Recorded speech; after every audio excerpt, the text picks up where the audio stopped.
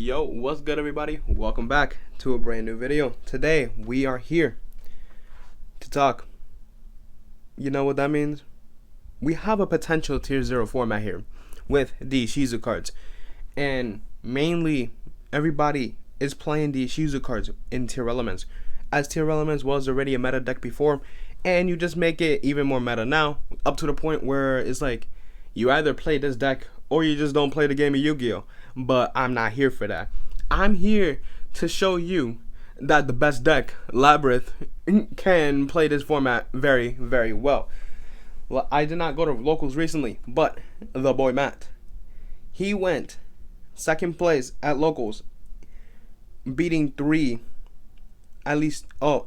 he beat two ISHIZU tier form decks and tied with the other one. We didn't lose though. So I have made changes to my last Labyrinth deck profile. If you see like right up here or wherever the hell it is, knowing me, I'm not even gonna put it up there until later on. But I have made some changes to my Labyrinth deck profile to the point where it would counteract and compete with the tier ISHIZU deck. So without further ado, let's just get straight into it. Alright, for the Labyrinth cards, we're playing triple copies of Lady, playing one copy of Lovely, playing triple copies of Ariana, playing one copy of Stove, one copy of Chandelier, double copies of the field spell Labyrinth, and we're playing triple copies of Welcome Labyrinth. So this is gonna be your main Labyrinth lineup, at least from what I'm playing.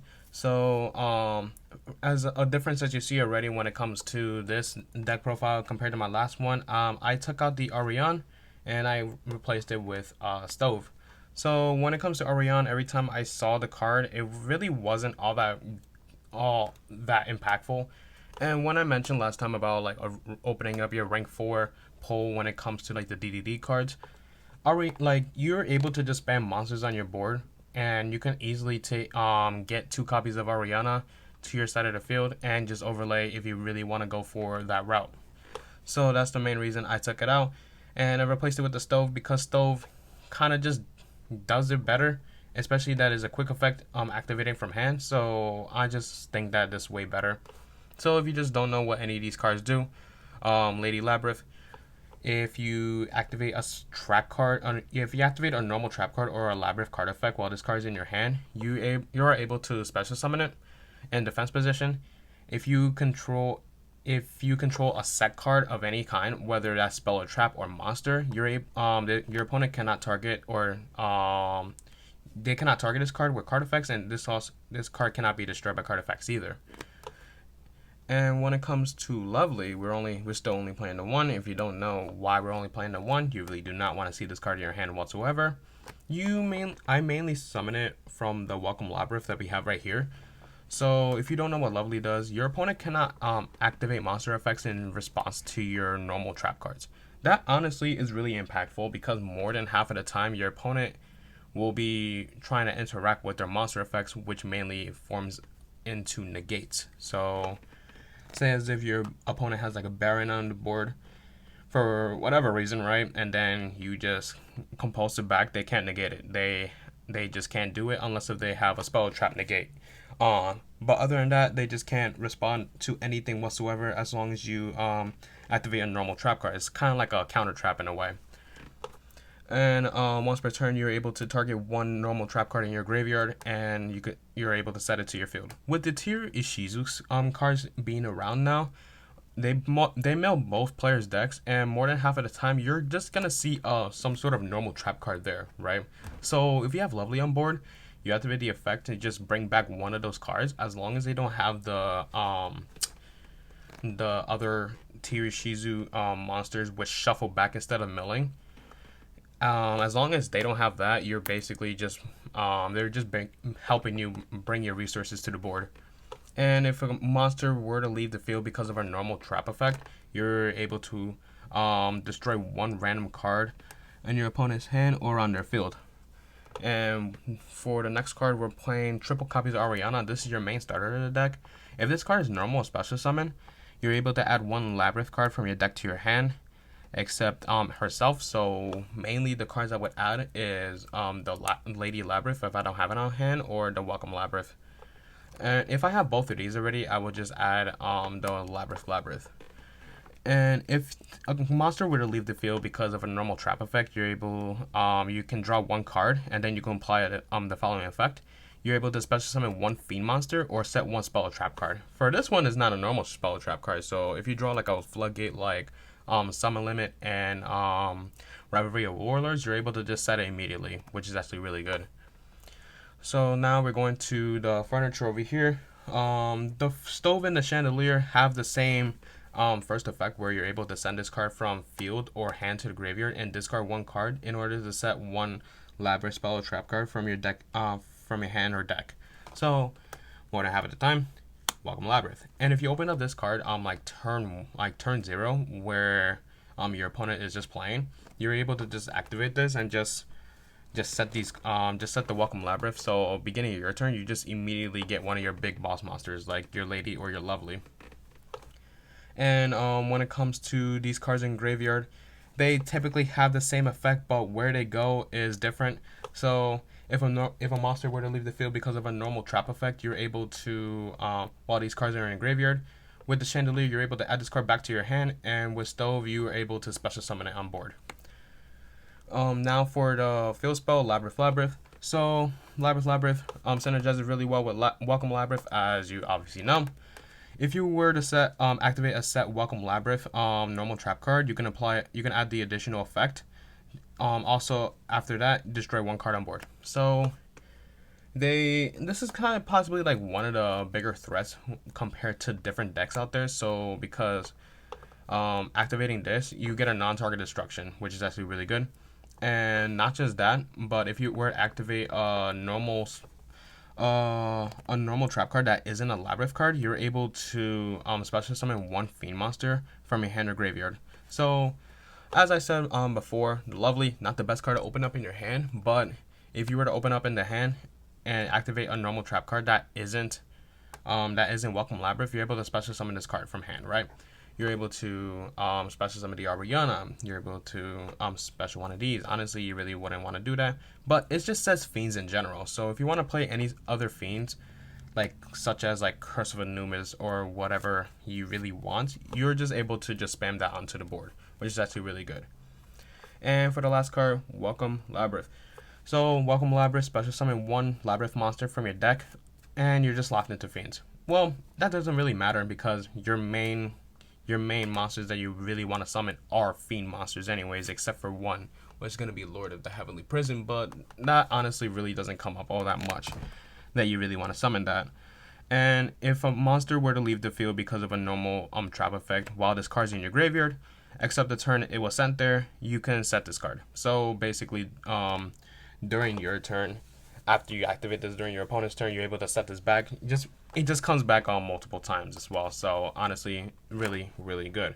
So that's gonna be it for the Labyrinth engine. All right, after this whole thing is either supporting normal trap cards, helps you get your normal trap cards, or there are normal trap cards. So let's just get straight into it. We're playing double copies of Lord of Heavenly Prison. So Lord of Heavenly Prison, if you don't know, this card is played in Eldritch like literally all the time.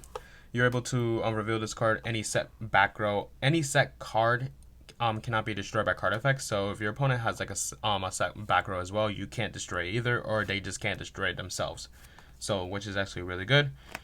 And during the when you activate a spell or trap card, you're able to special summon this card onto the board. But if this card was revealed when you activated that effect, you're able to set any spell or trap card from your deck to the field. Not just normal traps, not just normal trap cards, like continuous spell cards in general. So it's actually really good right there. And for the next card to help you get to your cards as soon as you can, we're playing triple copies of Pot of Prosperity. Well, if you can't afford the Pot of Prosperity, I also agreed that Pot of Extravagance is a really good card in this deck as well, where you would just get a random draw 2, and you really don't need your extra deck. Like my extra deck, like when I show it to you guys, it's not even complete. It doesn't even have all 15 cards. So honestly, you just can put anything you want in there. as well. So honestly, this deck really doesn't need this extra deck all that much. So Pot of Prosperity is just basically free, along with Pot of Extravagance as well. And getting into the hand traps, we're playing some hand traps in this deck. This deck can afford to play triple copies of Dimension Shifter. This card is going to be really impactful when it comes to this format, especially with ISHIZU. With literally everyone and their mother is playing ISHIZU, activate this card. This deck can't exactly OTK right away, but it can help set up your board so your opponent doesn't play the game. So honestly, it's just really worth it to play in this deck. And we're playing triple copies of Infinite Impermanence. Yes, this is a hand trap, but in this deck you play it more as like just a regular normal trap card itself. Alright, now getting into the normal trap cards. So let's just leave the Infinite Impermanence right here because that is a normal trap card. And after that, we're playing triple copies of Compulsory Evacuation Device. We're playing double copies of Dogmatic of Punishment. Playing one copy of Terrors of the Overroot, one Amazement Attraction Throw Train, one Archfiend's Glitch, and one copy of Metaverse. So these are all your normal trap cards that you're playing in the deck, along with your copies of Welcome Labyrinth. So all of these together, that's 15 normal trap cards. Literally, you're able to resolve your Labyrinth card effects like no matter what, right? So 15 normal trap cards, honestly, some of the better cards as well. So especially when it comes to your Labyrinth monsters, Labyrinth cards in general, triggering off of like if a monster leaves the field. So cards like Compulse, Dogmatic of Punishment, Terrors of the Overroot, like any of these cards right here, literally triggers those effects to do their respective thing. Honestly, when it comes to Compulse and Throw Train, these are like possibly some of the better normal trap cards in the deck, right? Like, you want to make sure that your opponent doesn't have like one of their main strategists on the board or in the graveyard, right? So Compulse puts whatever monster that is back to the hand, and this card banishes it until the end phase, which is actually really good right there. So those are some of the better cards over here. But Imperm, negates a monster and just cuts off a single column that is set in. Compose bounces back to hand, and not just your opponents, your cards as well. Even bouncing your cards back to hand triggers your Labyrinth card effects, which is actually really good. Dogmatic of Punishment. You don't need your extra deck, right? So you're able to afford to take a couple spots for like cards like Garura, Entist, and things like that. Terrors of the Overroot. This card came out in these two cards came out in Power the Element, and they're honestly some of the better cards as well. So for Terrors of the Underroot, you're able to target one card your opponent controls and one card in your graveyard. Send that card from on the field to the graveyard, and if you do, set the other one. So literally, this card just swaps places with certain cards and actually really helps you out. With Amazement Attraction Throw Train, you're able to equip this card to one of your opponent's monsters, and it gets banished until the end phase. Ghastly Glitch is a really good card as well, because if you control a fiend, well, you're literally going to have a fiend on your board no matter what.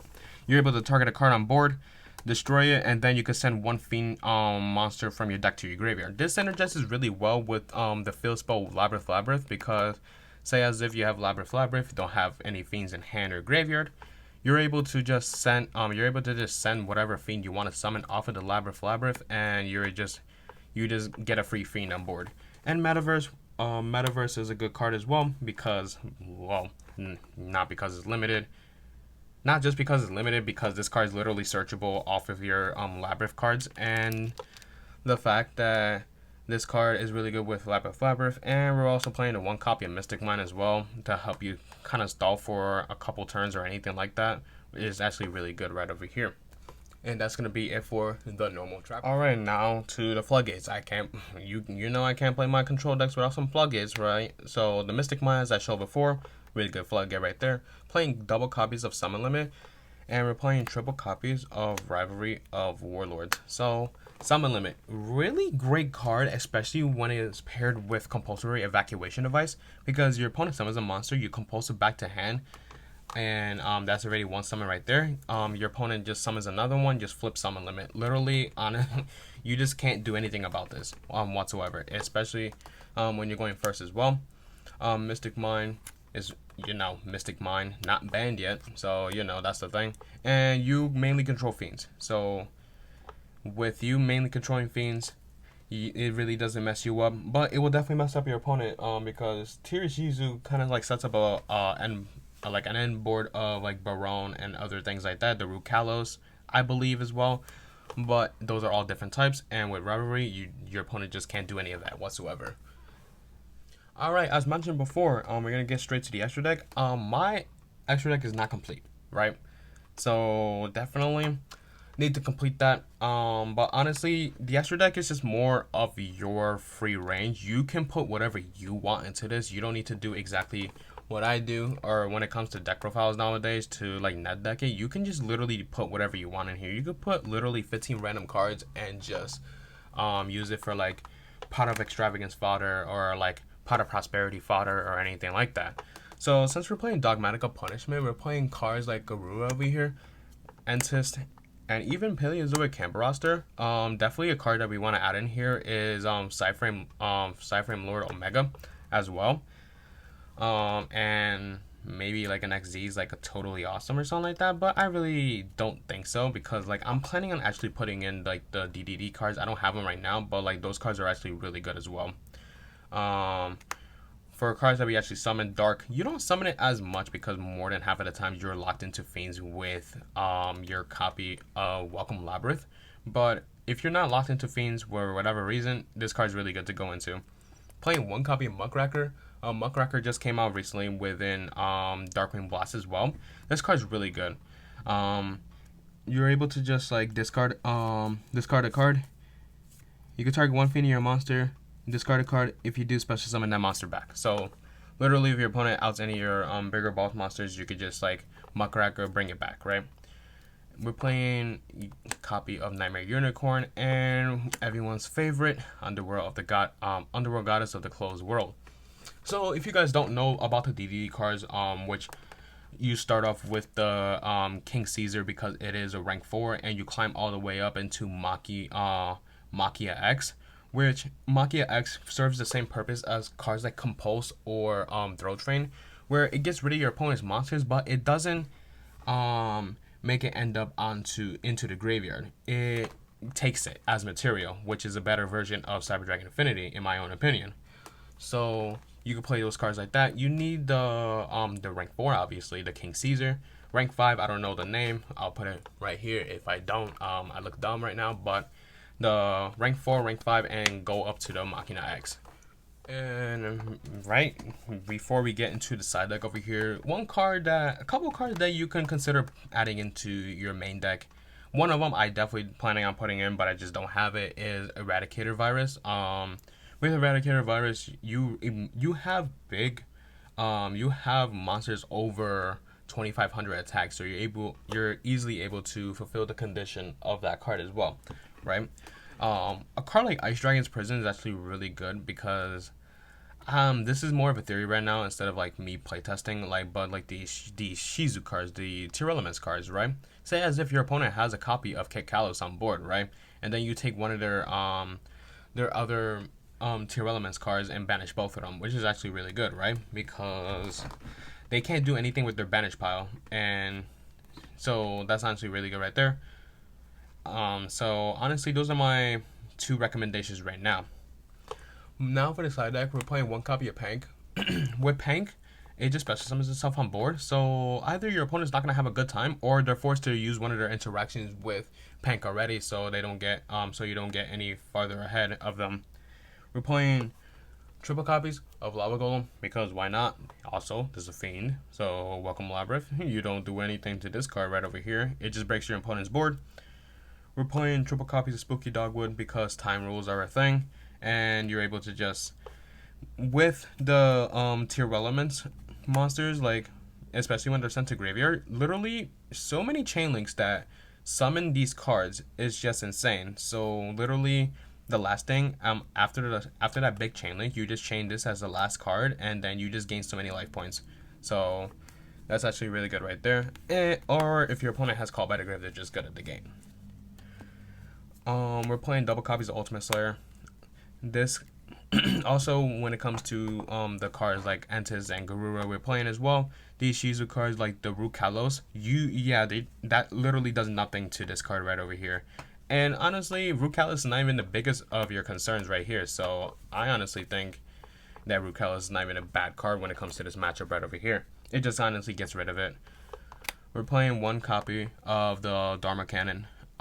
Especially when it comes to like road decks, like especially link decks that can't be put into face down defense position. It just really sends their whole board all their monsters to the graveyard. So that's actually really good right there. Playing double copies of different dimension ground because you are playing against TEARLAMENT, right? And the fact that this card is searchable as well, and you could keep reoccurring it over and over again. So honestly, once you resolve this card once, your opponent's not gonna have a good time like within the rest of the duel or anything like that. We're playing double copies of Dimensional Barrier. Yes, fusions, synchros, literally anything that just summons from extra deck, except for link monsters, of course. They just can't do anything with that. And one more card that I'm missing here, Boo Boo Game. There's gonna be a picture right here. Literally, Boo Boo Game it was either Boo Boo Game or Solemn Judgment, but Boo Boo Game is searchable, so why not activate that, right? So when it comes to Boo Boo Game, if this card is destroyed by your opponent's card effects, you're able to set target 2 normal trap cards in your graveyard, set them to board, and they can be activated this turn, which is actually really good. So honestly, your opponent's Harpy's Feather Duster or like Lightning Storm or anything like that just kind of it was just a waste. It really was. It's the same thing as Solemn Judgment, but you're not paying half your life points. So that is gonna be it for the deck profile here. I am really excited to play this within the next format. Yeah, excited to play in ISHIZU tier format. Honestly, I just love this deck so much. Like, you can just do so much things with this, and literally being synergistic with any sort of normal trap cards, it just helps you like improve with those cards right over there and things like that. So thank you so much for watching this video. Leave a like, comment, subscribe, and I hope you all have a good day. Peace.